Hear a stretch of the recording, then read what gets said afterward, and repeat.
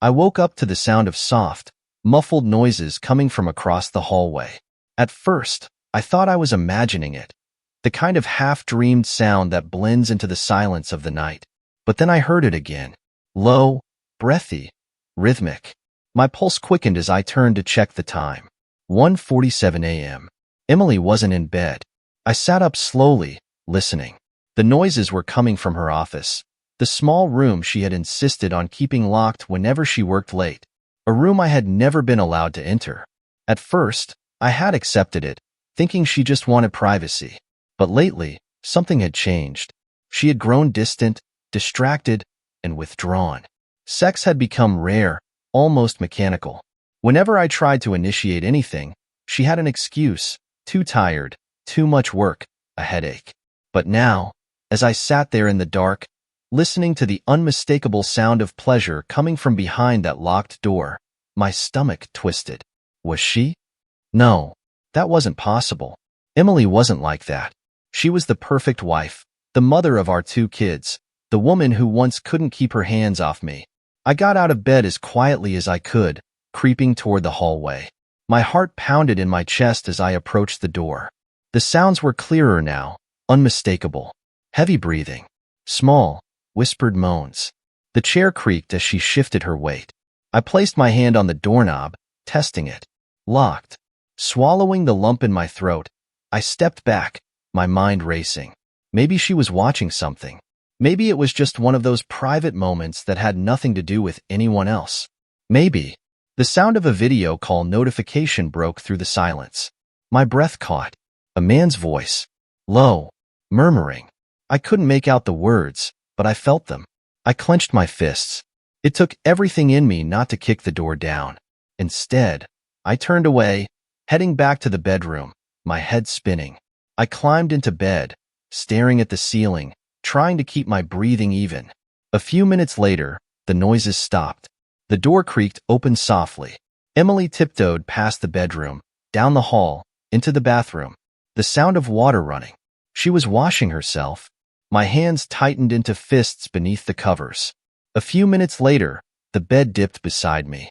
She smelled like lavender soap, like she had just showered.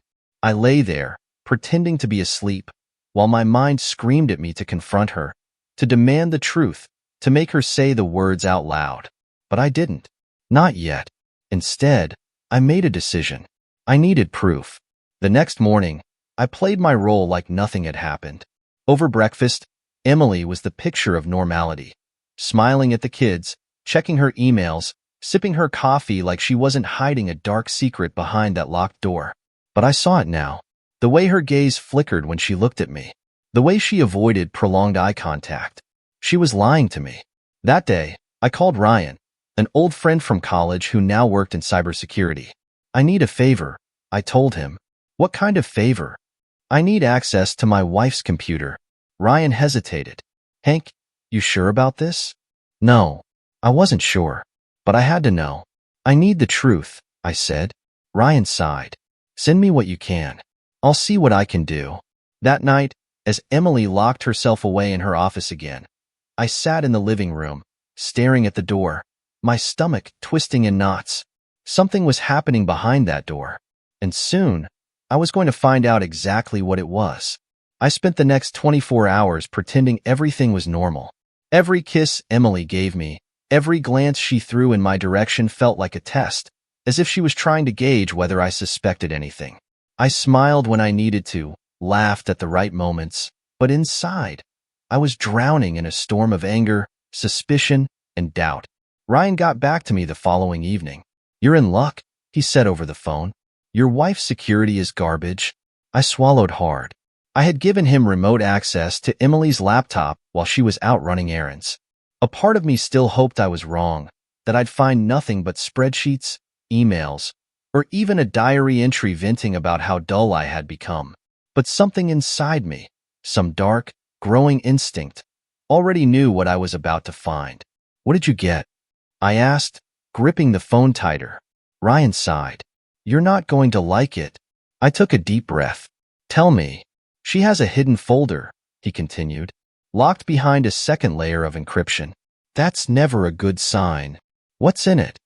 I haven't cracked it yet, Ryan admitted. But I did get access to her browser history. You want the summary or the details? My jaw clenched. Give me the worst of it. He hesitated before answering. Campsites, chat rooms, private calls. She's been logging in almost every night. I closed my eyes, exhaling sharply. How long? Hard to say exactly, but at least 6 months. And Hank, she's not just watching. A cold shiver ran down my spine. She's performing. Ryan's silence was answer enough. I paced the room, trying to control the burning rage spreading through my veins. 6 months. 6 months of her sneaking off, whispering to another man. Or men, thinking I was too blind to notice. I need access to that folder, I said, my voice low. I'll keep working on it, Ryan assured me. Give me a day. That night, I didn't sleep.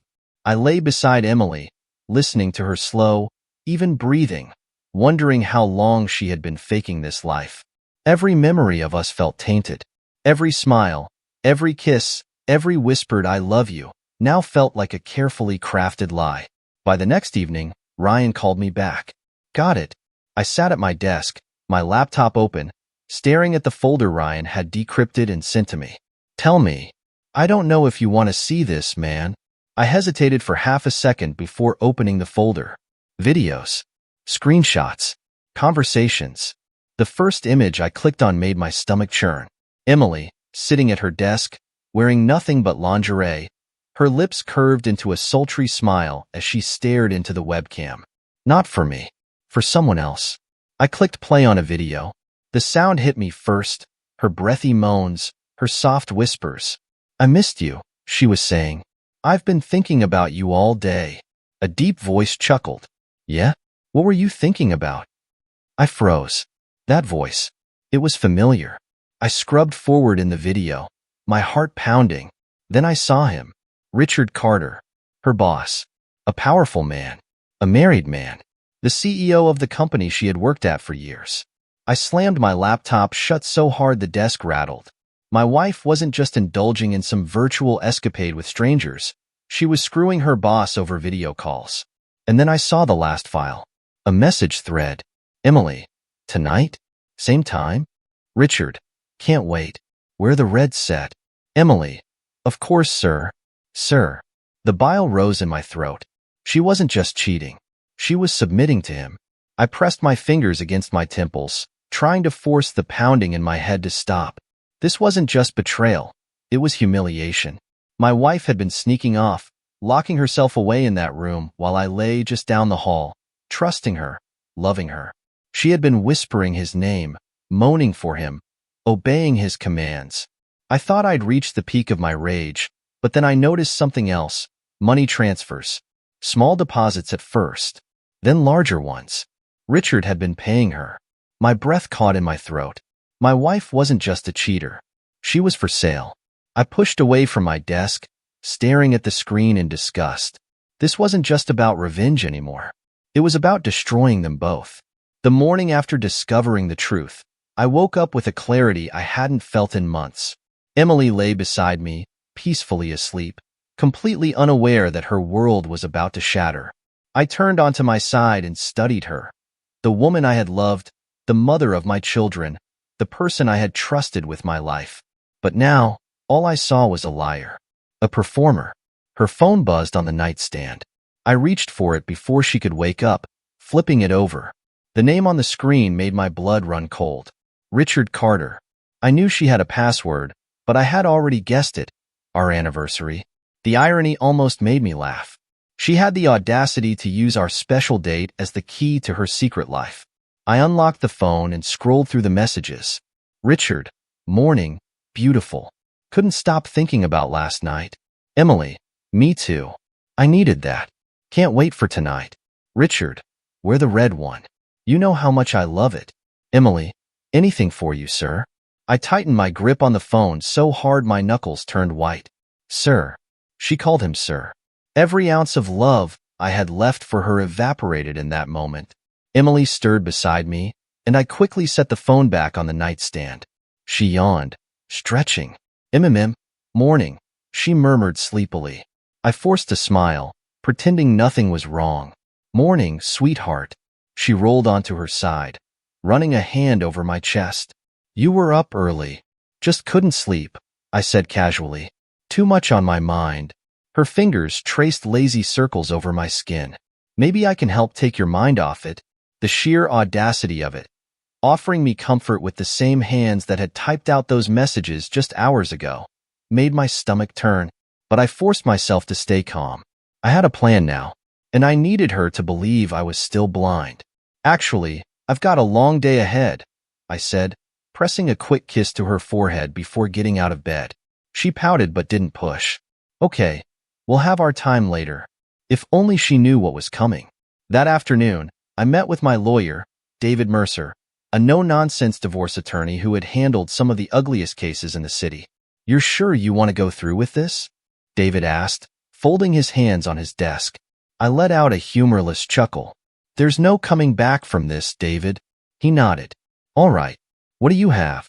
I pulled out my laptop and opened the folder Ryan had decrypted.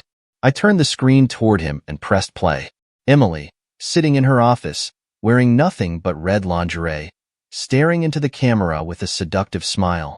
Then Richard's voice. "Damn, baby, you look perfect." David's expression remained unreadable as he watched, but I saw the shift in his posture. When the video ended, he sat back. "That's solid proof. No judge is going to side with her when you present this." "I want full custody of the kids," I said firmly. "And I want her left with nothing." David nodded. "With this, you'll get what you want." I exhaled, my heart pounding in my chest. I had taken the first step, but I wasn't done yet. That night, I sat in the living room, pretending to watch TV. Emily was locked in her office again.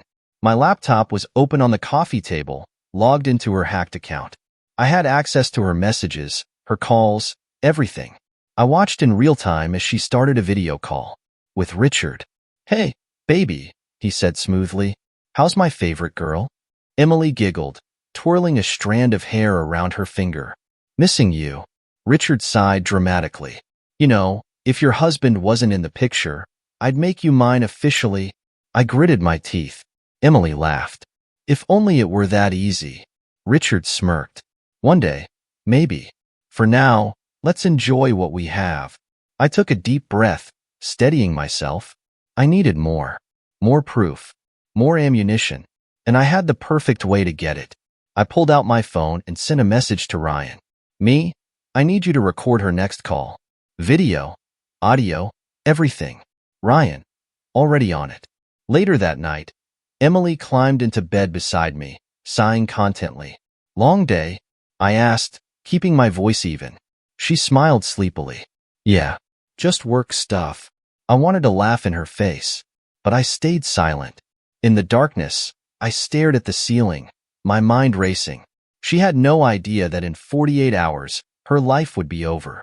For the next 2 days, I played my role to perfection. I kissed Emily goodbye in the morning, laughed at her jokes over dinner, and pretended like nothing had changed. She had no idea that her entire world was teetering on the edge of collapse. But I knew. Ryan had delivered. The recordings he sent me weren't just proof. They were a loaded gun, and I was ready to pull the trigger. That night, after Emily went to bed, I sat in my office, laptop open, replaying the final piece of the puzzle. The video showed everything. Richard sitting in his office, his tie loosened, smirking at the camera. "So, tell me, baby, what's your husband doing right now?" Emily bit her lip, a coy smile spreading across her face. "Sleeping, I think. Or pretending to." "Poor bastard," Richard chuckled. "Does he have any idea what his wife is really doing at night?" Emily shook her head. "Not a clue." I paused the video, staring at the frozen frame of her smug expression. That was it. That was the moment I stopped seeing her as my wife.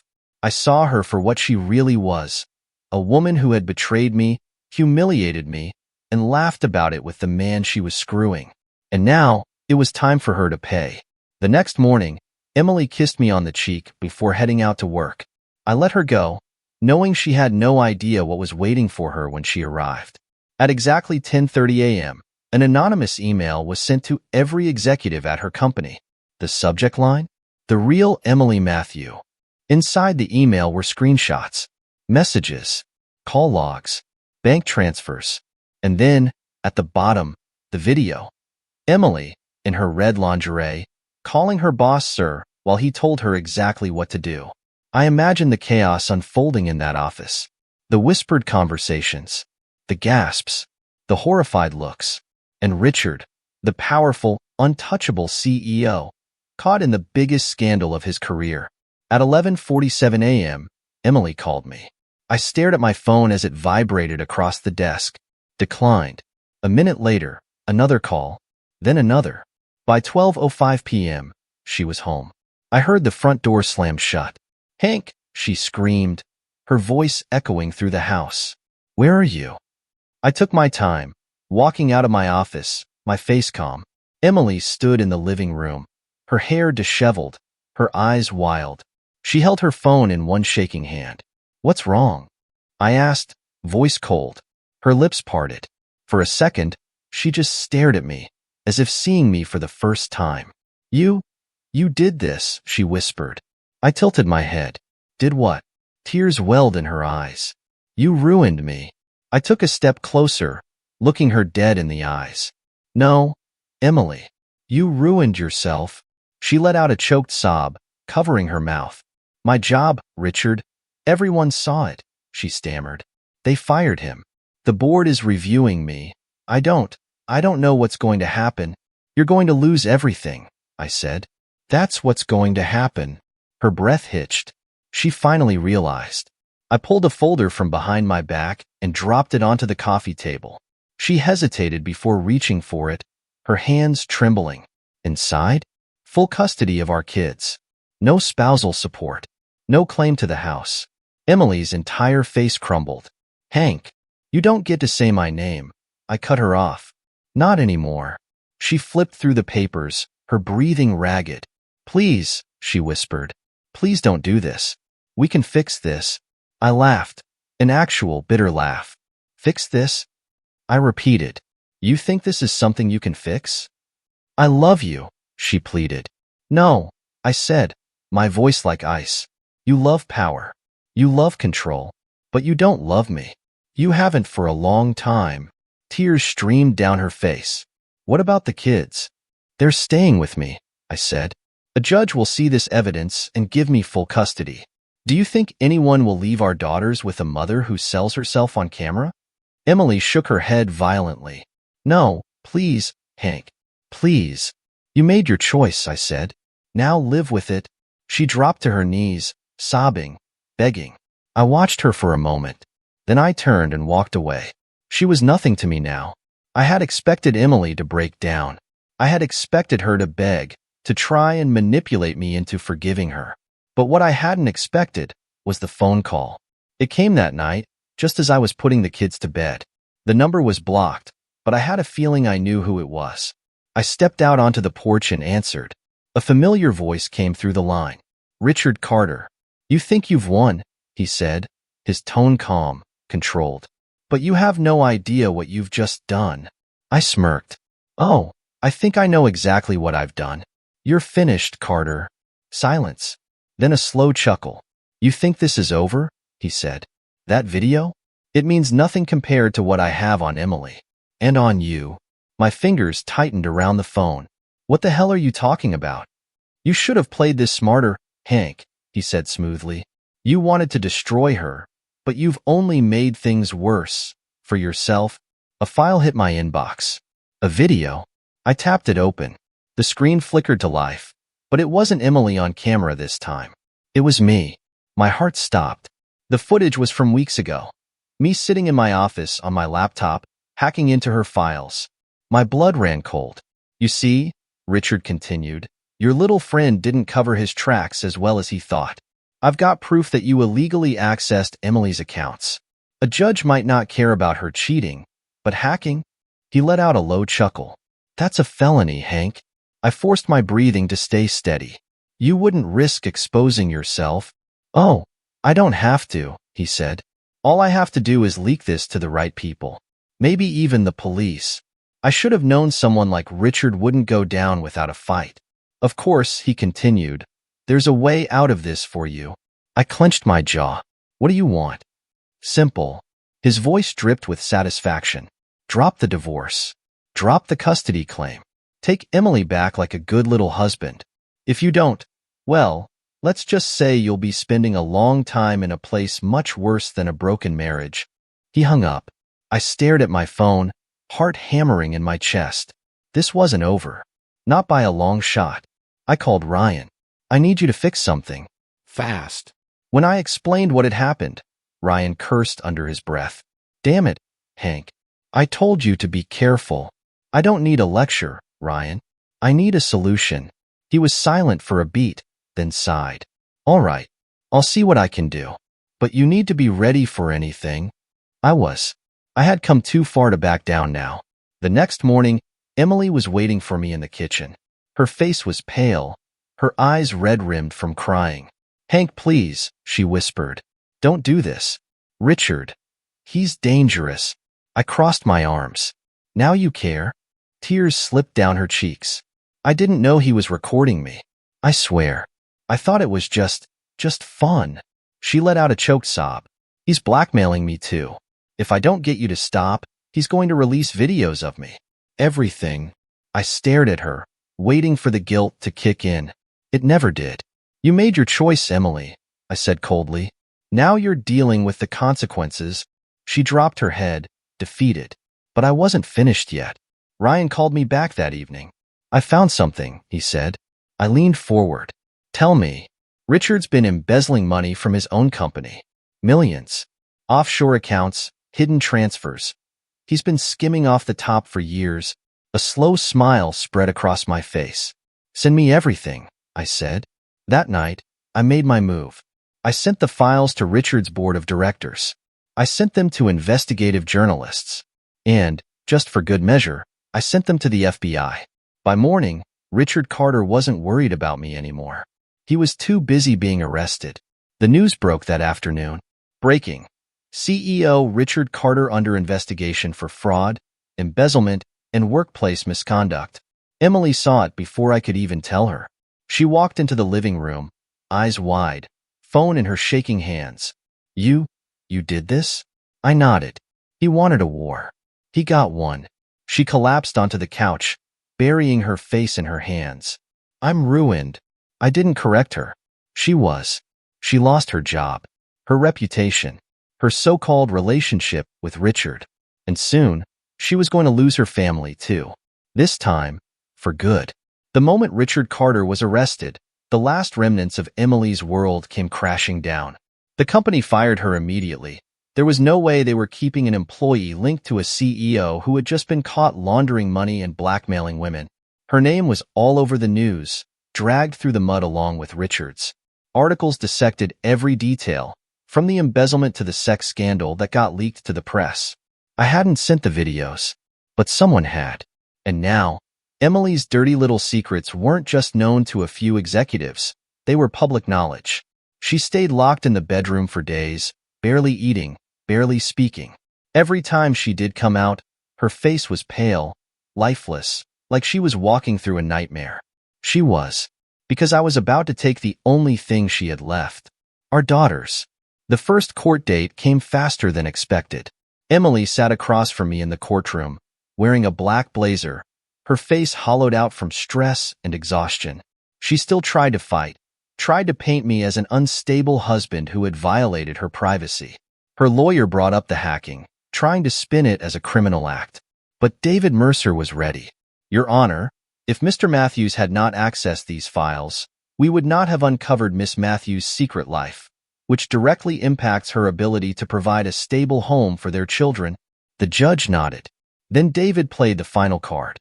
Furthermore, my client has gathered testimonies from several women who were also blackmailed by Mr. Carter, including Miss Matthews herself. Emily's lawyer stiffened. David pressed on. Miss Matthews engaged in a highly inappropriate relationship with her boss, received money in exchange for explicit services, and knowingly exposed her children to a double life filled with lies and deception. Her own messages prove that she was willing to continue this behavior had she not been caught. Emily shifted in her seat, visibly shaking. Then the judge looked at her, and said the words that sealed her fate. Miss Matthews, in light of this evidence, I find you unfit for primary custody. Full custody of the children is granted to Mr. Matthews. Her entire body crumpled. I didn't feel a thing. After losing custody, Emily tried to fight for the house. It didn't work. I had made sure the divorce proceedings moved swiftly, securing my financial assets before she even had a chance to react. When the dust settled, she had nothing left. No husband, no children, no job, no money. The house was mine. The life she had built, the life she threw away for her little fantasy, gone. 2 weeks after the divorce was finalized, Emily asked to meet one last time. I agreed. We sat on opposite ends of a coffee shop, the air thick with tension. She looked terrible, her eyes sunken, her hair unkempt. I don't even know who I am anymore, she whispered. I said nothing. She let out a broken laugh. You destroyed me, Hank. I leaned forward, meeting her gaze. No, Emily, you destroyed yourself. Tears filled her eyes. Can I at least see the kids? I tilted my head. The court gave you visitation rights. That's all you get. She let out a trembling breath. I missed them. I didn't care. She had chosen this. And now, she had to live with it. I stood up, grabbing my coat. This is the last time we talk, Emily. She flinched, pain flashing across her face. Then I walked out, leaving her behind. Forever. The final chapter of my life with Emily ended the moment I walked out of that coffee shop. I never looked back. Not once. She tried reaching out a few more times. Text messages, voicemails, even showing up outside my house. Each time, she begged. For a second chance. For time with the kids. For something, anything to hold on to. I gave her nothing. The court had set strict visitation rights, one supervised visit a month. That was all she was entitled to. And even then, she was too broken to be consistent. She missed the first visit, then the second. By the third, my lawyer filed a petition to terminate visitation rights entirely. The judge agreed. Emily didn't even show up to fight it. Richard Carter was sentenced to 15 years in federal prison. The charges against him kept piling up: wire fraud, money laundering, coercion, extortion. His entire empire crumbled overnight. His wife divorced him, took their kids, and moved to another state. The last time I heard his name, he was rotting in a federal facility, his once flawless reputation nothing but a distant memory. I almost sent him a thank you card. The girls and I built a new life together. I quit my old job and accepted an offer from a competitor, a position that paid nearly double what I had been making. We moved into a new house, one without ghosts. I made sure my daughters never felt the absence of their mother. They had everything they needed: love, security, stability. They never asked about Emily. Not even once. One night, about a year after the divorce, I stopped at a gas station on my way home. As I was walking back to my car, I saw her. Emily.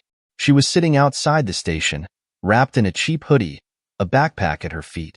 She looked up. Our eyes met. For a moment, I saw recognition, regret, shame flicker across her face.